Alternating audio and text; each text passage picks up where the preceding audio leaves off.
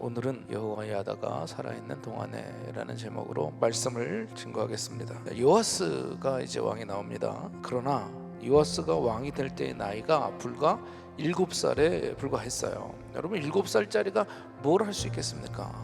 뜻을 세우고 스스로 국가를 경영할 수가 없는 거죠.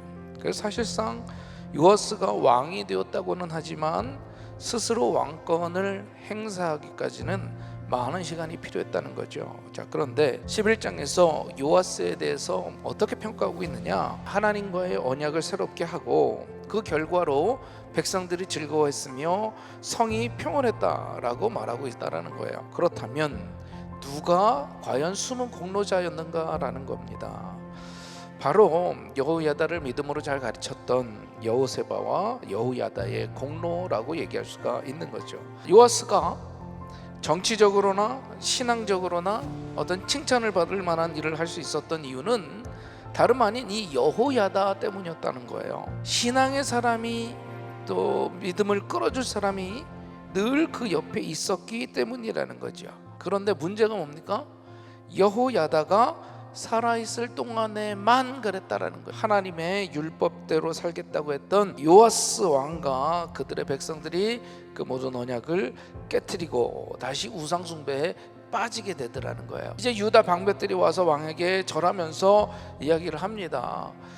우리가 이제 다른 신을 섬기고 싶은 거죠. 그래서 하나님 여호와의 전을 버리고 아세라 목상과 우상을 섬겼다라는 거예요.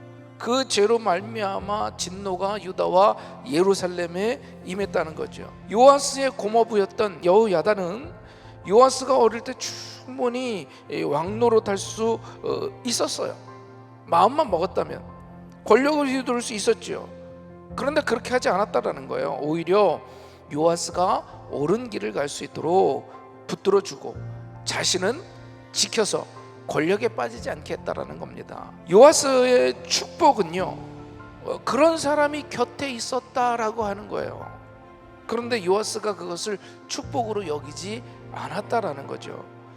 여러분, 우리가 기억할 것은 우리 주변에 옳은 길을 가고 변함없는 사람이 있다? 그러면요, 그가 곧 내 인생의 축복이라고 하는 사실을 기억해야 할 줄로 믿습니다. 요아스에게 바로 이 여호야다가 너무나도 귀한 영적 스승이었고 길잡이였고 버팀목이었다라는 거예요. 여호야다는요, 정말 얼마든지 폭주할 수 있었죠. 그런데 여호야다는요, 오직 하나님을 경외하고 하나님의 성전을 보수하면서 왕이 올바른 길을 갈 수 있도록 붙잡아주는 역할만을 했다라는 거죠. 우리는 스스로가 이와 같은 여호야다의 역할을 감당할 수 있는 사람이 되어야 할 줄로 믿습니다. 또한 내 주변에 이런 여호야다 같은 사람이 있을 때 감사해야 될 줄로 믿습니다. 요아스의 저주가 실패가 바로 여기 있었던 거예요. 지금 내 주변에 혹시 여호야다와 같은 사람들이 있습니까? 여러분, 그것에 감사해야 된다는 거예요. 그리고 여러분도 여호야다와 같은 사람이 되어 주어야 할 줄로 믿습니다.